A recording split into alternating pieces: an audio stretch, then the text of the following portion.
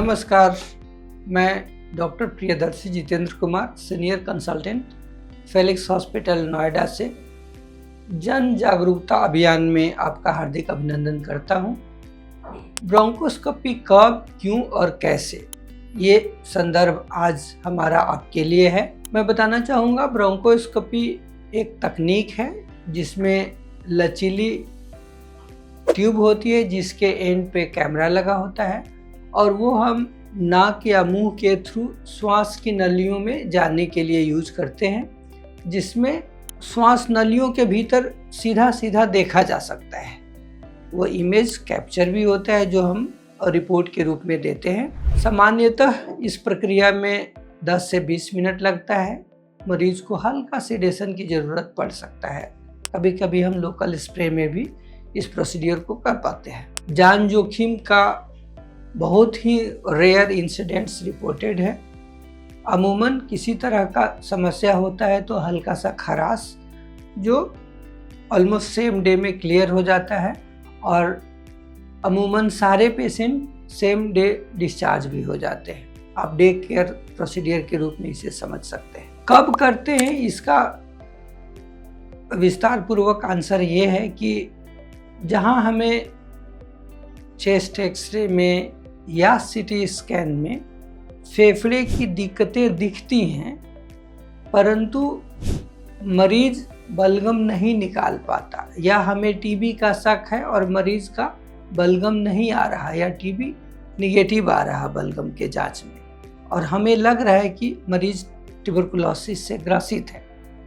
यानी जो main problem है वो ये रहता है कि क्या चल रहा है फेफड़े के अंदर। अगर हमें उसका कारण क्लियर नहीं पता है तब हम फिर ब्रोंकोस्कोपी करते हैं और उसमें जो उसका सैंपलिंग होता है, या तो उसे धो करके हम उसका सैंपल लेते हैं जिसे ब्रोंको एल्वियोलर लवाज होता है।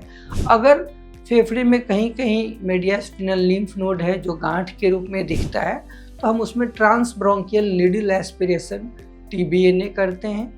कहीं अगर फेफड़े में गांठ लग रहा है जिसमें हमें डाउट है कि वो लंग कैंसर का गांठ तो नहीं, उस कंडीशन में हम ट्रांस ब्रोंकियल लंग बायोप्सी करते हैं। इसके अलावे जो हमारा फर्दर यूज ऑफ ब्रोंकोस्कोपी होता है तो बहुत बार मरीज को काफ़ी खून आते रहता है बलगम में या खांसी के बाद, और अंदर से कहीं ब्लीड कर रहा होता है, या कोई मरीज काफ़ी मरणासन स्थिति में है, वो अपना बलगम निकाल ही नहीं पा रहा, जो कि आज के बढ़ती हुई उम्र के साथ बुजुर्गों में काफ़ी देखा जाता है कि उसे निमोनिया तो है,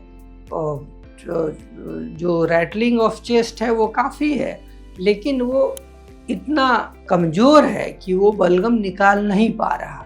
उस स्थिति में ब्रोंकोस्कोपी से हम उसके सेक्रेशंस को पूरा सक आउट करके क्लियर कर सकते हैं। ये उसे एक तरह से उसके फेफड़े को खोलने में मदद करता है। बहुत बार जो सेक्रेशंस हैं उनकी वजह से फेफड़े का कोलैप्स हो जाता है, जिसे हम फेफड़े का उस भाग का बैठ जाना बोलते हैं, उसे खोलने में भी ब्रोंकोस्कोपी मदद करता है।